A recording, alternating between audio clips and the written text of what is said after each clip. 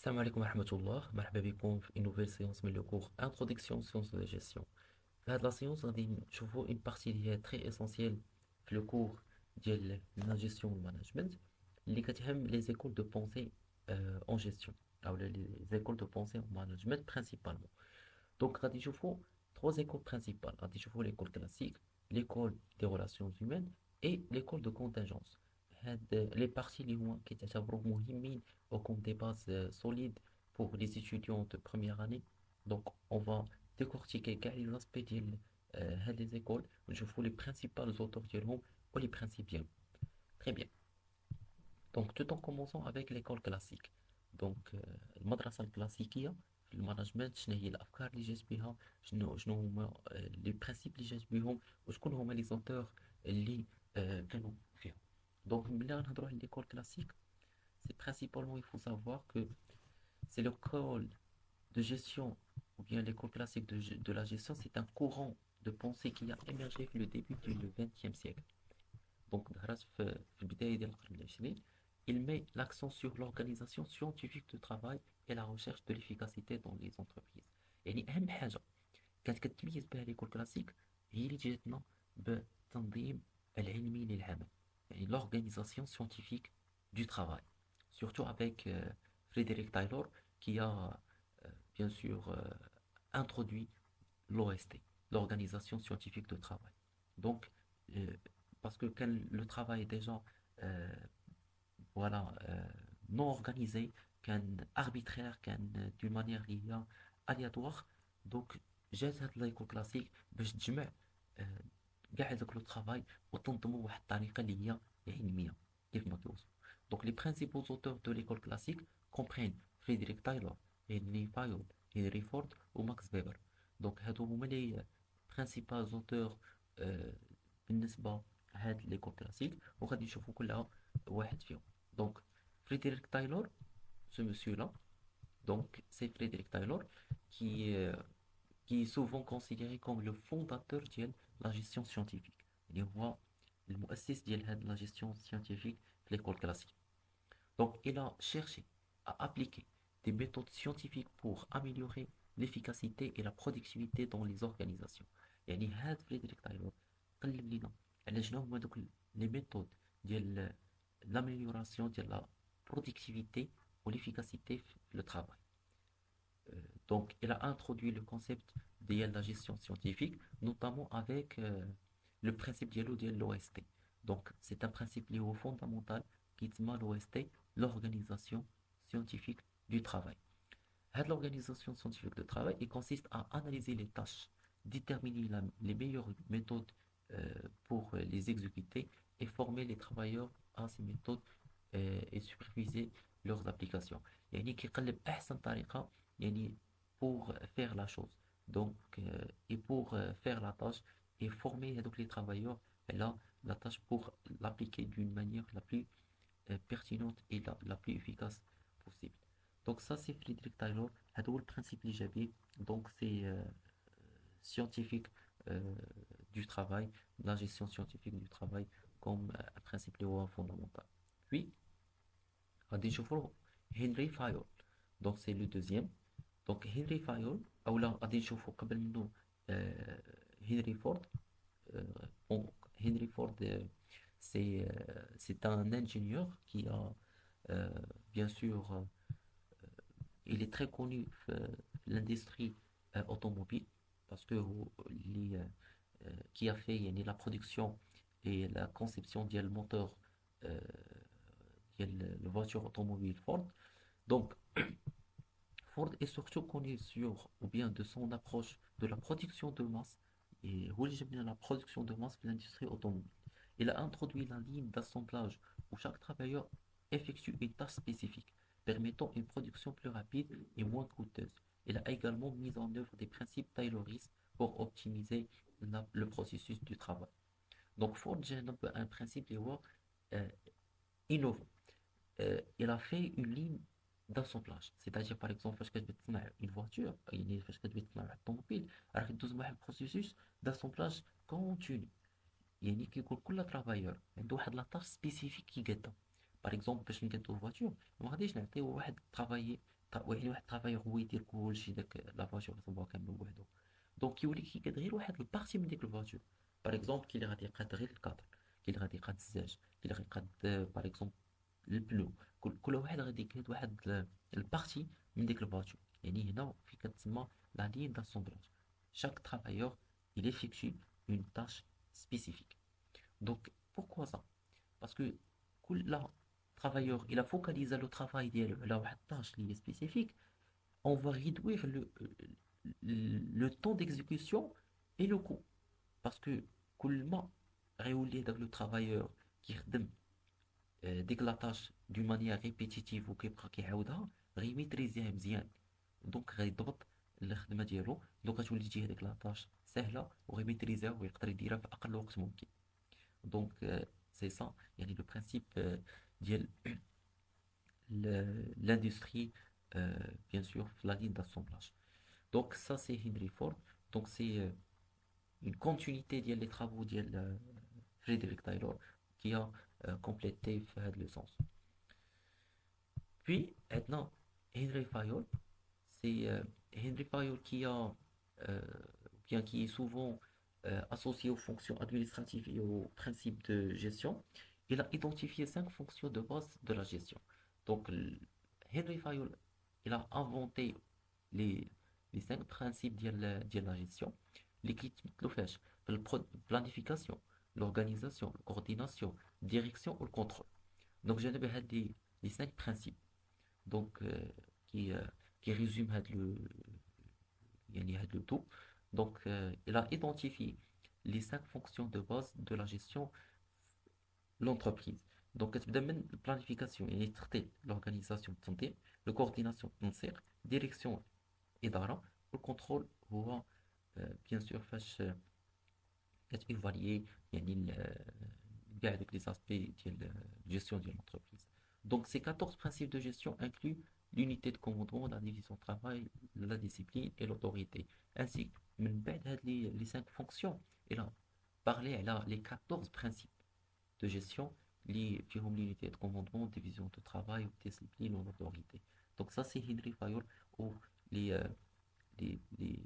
bien sûr l'ensemble des principes et les fonctions qu'il a inventés. Dernièrement, il y a Max Weber. Donc, c'est pour Max Weber qui est connu pour son concept de la bureaucratie. Donc, la bureaucratie, elle a établi des caractéristiques bureaucratie idéale, y compris la division de travail. Donc, هو اللي جانا بالمفهوم ديال البيروقراطية. Donc, يعني الإدارة يعني في l'organisation. إدارة المنظمة خاص ضروري تكون عندنا bien sûr une division de travail, تكون عندنا une hiérarchie, يكونوا les règles formelles. يعني خاصنا نتعاملوا مثلا بلي ريغل فورميل، خاصنا نتعاملوا بالوراق، يعني يكون عندنا واحد التنظيم اداري في العمل.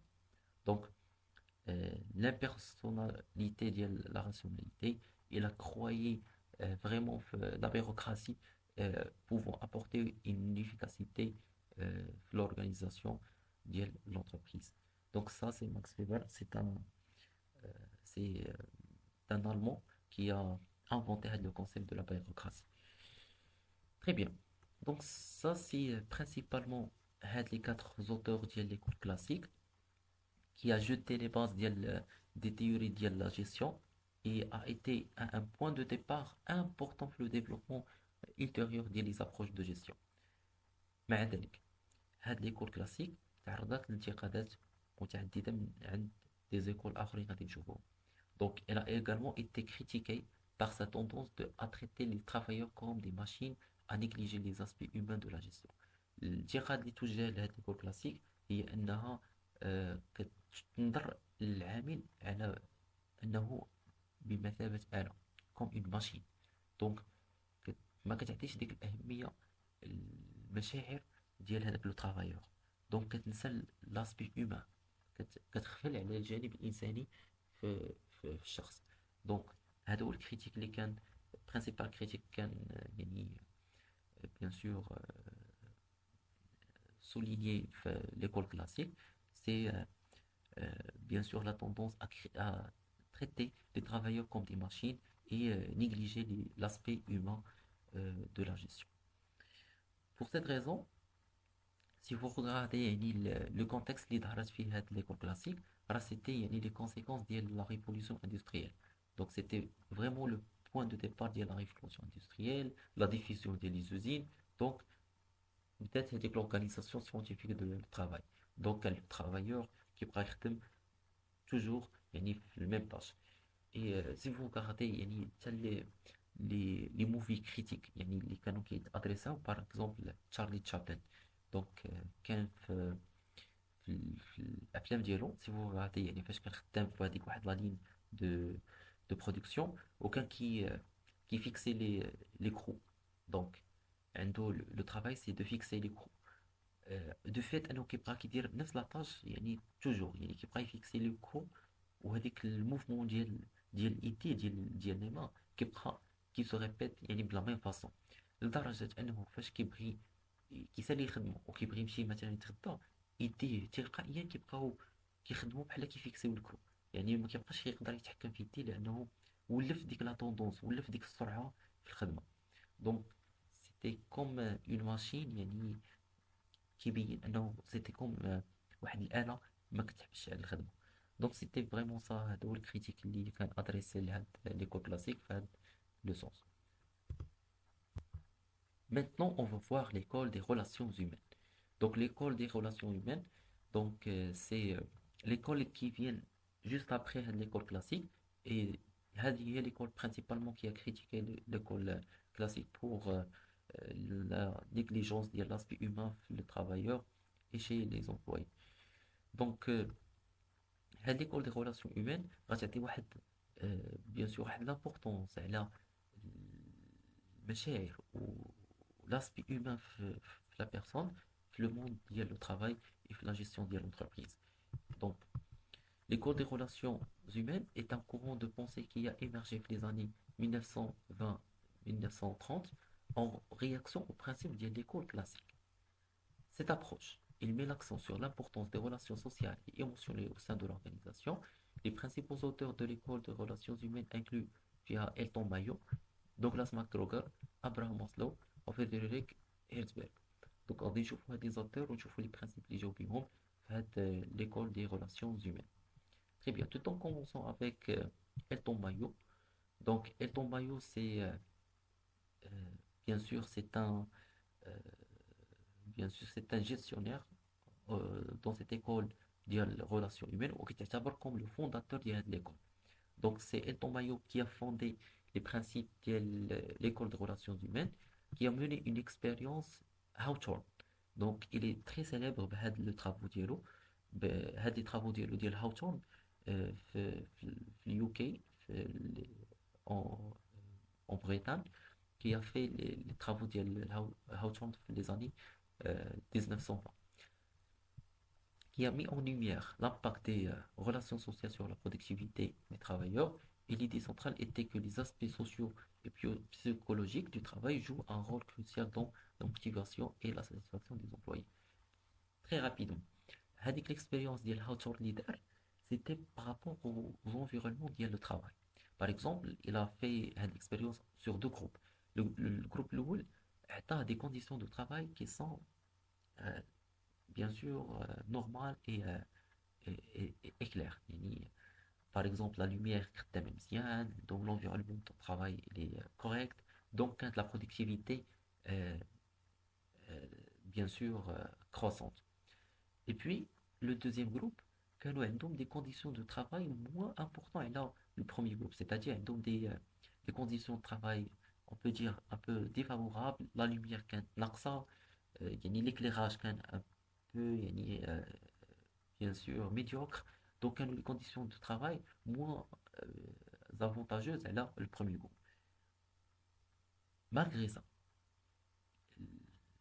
qu'est-ce qu'elle a constaté? C'est que même s'il y a des conditions de travail, on peut dire un peu défavorables, elle a constaté que la productivité, elle augmente.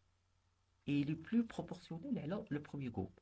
Même s'il fait toutes les conditions de travail qu'il y a, l'éclairage, médiocre et tout ça, quand la productivité croissante et encore plus croissante avec le premier groupe. Donc, et là, il a posé la question, c'est que on doit, bien sûr, évaluer d'autres facteurs. Et, c'était des aspects psychologiques, le travail qui joue avec le rôle, la motivation des employés. ماشي فقط les conditions de travail physiques, etc. Alors, حتى les relations entre les collaborateurs, entre les travailleurs, راه كتعطي le rôle ديالها ou l'impact ديالها على la productivité.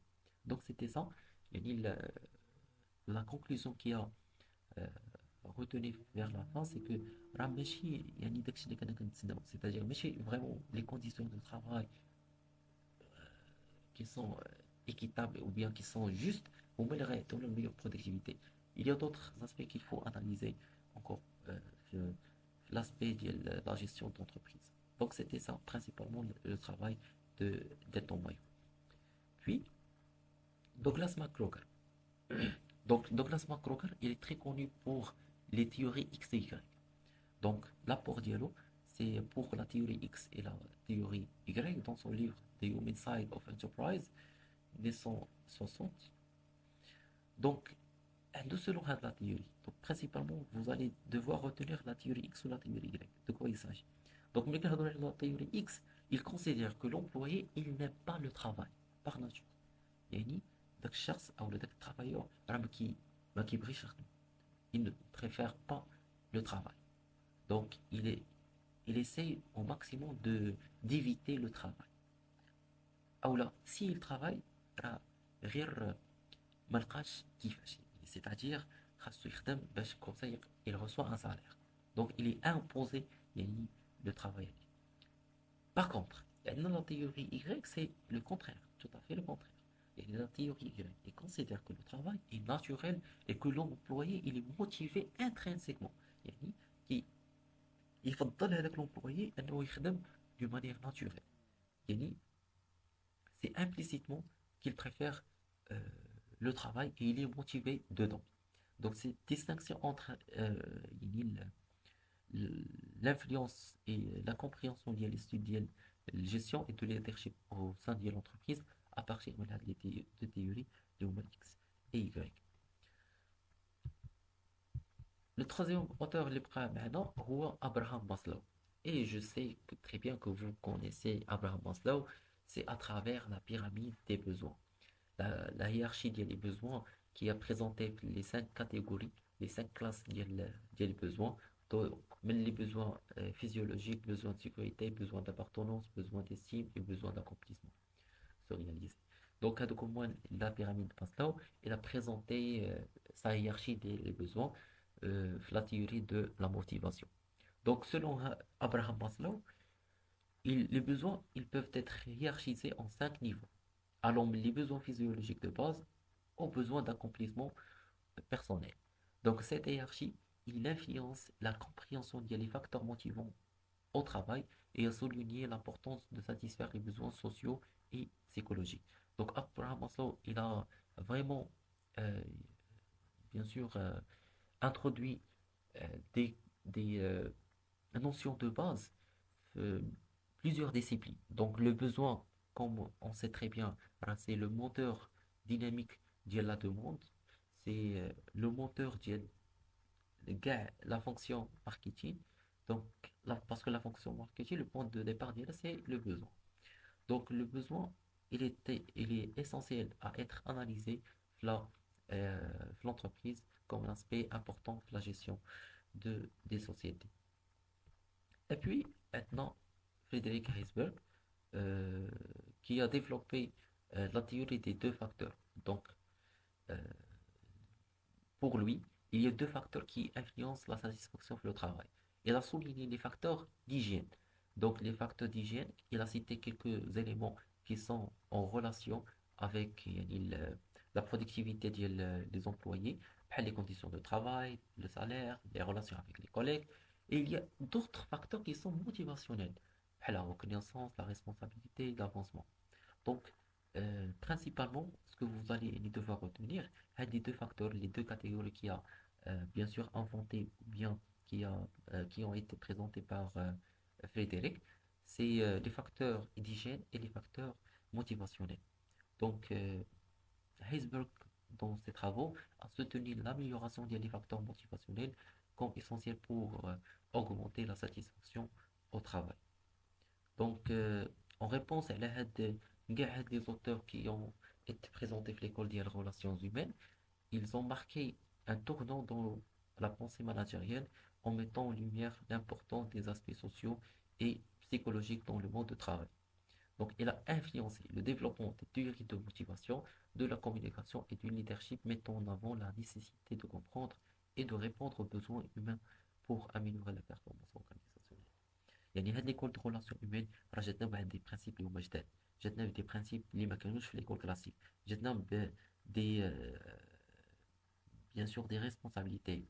Il accorde une importance aux enjeux sociaux et psychologiques في الترافاي لأنه خاصنا دائما نهتموا بهذاك الجانب اللي هو إنساني ونهتموا بال la psychologie ديال la personne في الترافاي. Très bien.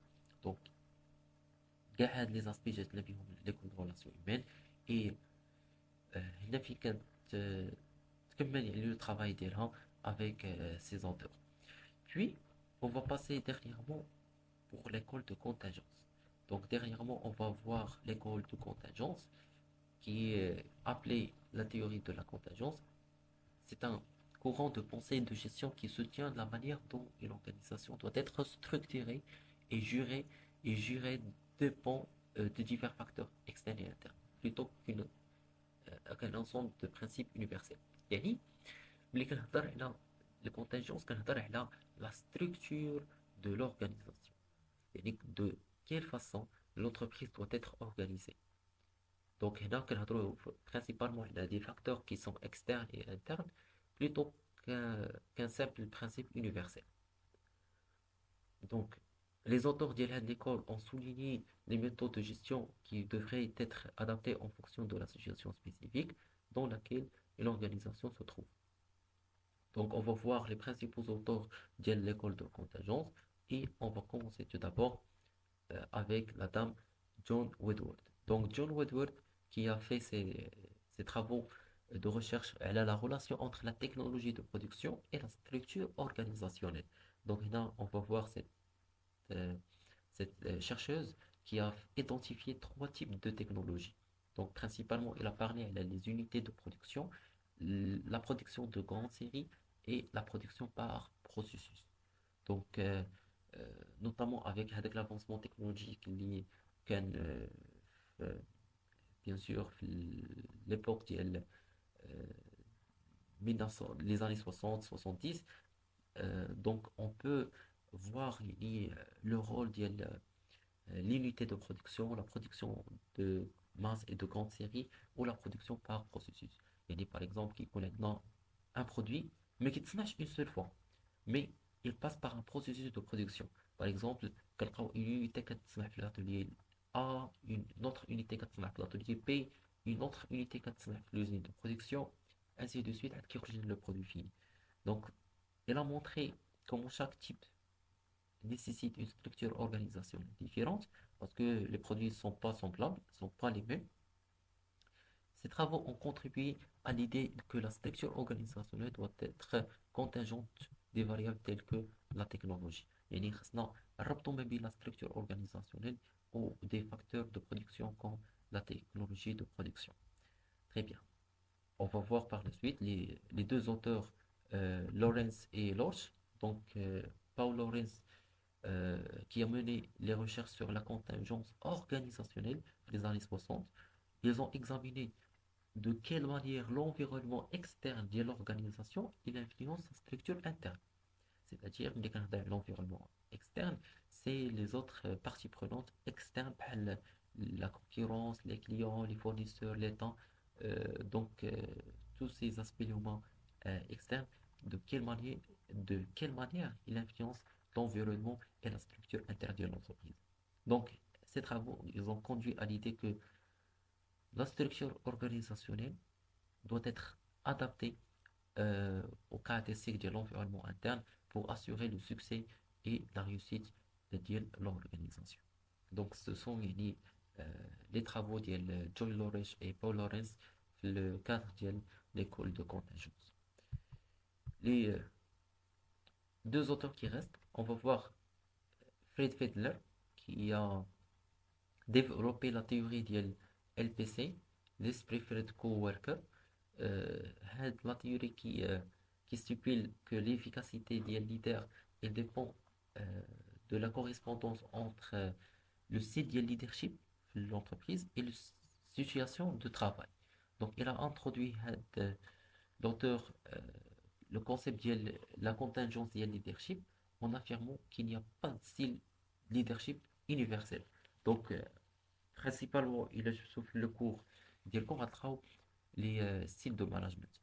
Donc, il y a un style autoritaire, il y a un style participatif, donc il y a différents styles de leadership. Donc, principalement, euh, Fedler qui a inventé le concept في l'école de contingence قال لنا انه ما كايناش طريقه واحده في الليدرشيب يعني ما كاينش شي طريقه ديال التنظيم طريقه ديال القياده في الشركه واحده يونيفرسال ولكن خاص ضروري تكون واحد الطرق اللي هي متعدده باسكو كل اونتربريز ولا سيتوياسيون ديالها وستيل دو مانجمنت ولا ليدرشيب اللي كيليق بها دونك il y a des styles qui font mieux des situations spécifiques donc خاصنا نعرفوا اش من style de leadership et de management on doit adapter chaque entreprise donc ça c'est au niveau ديال فيتلر دونك كتشوفوا يعني كل اوتور كيهضر لنا فقط كيفاش خاصنا نورغانيزيو لا ستركتور ديال لونتربريز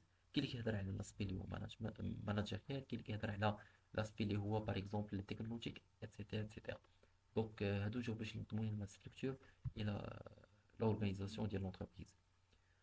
Chambers et Stelker qui a bien sûr distingué entre les organisations mécanistes et les organiques en fonction de la complexité de l'environnement.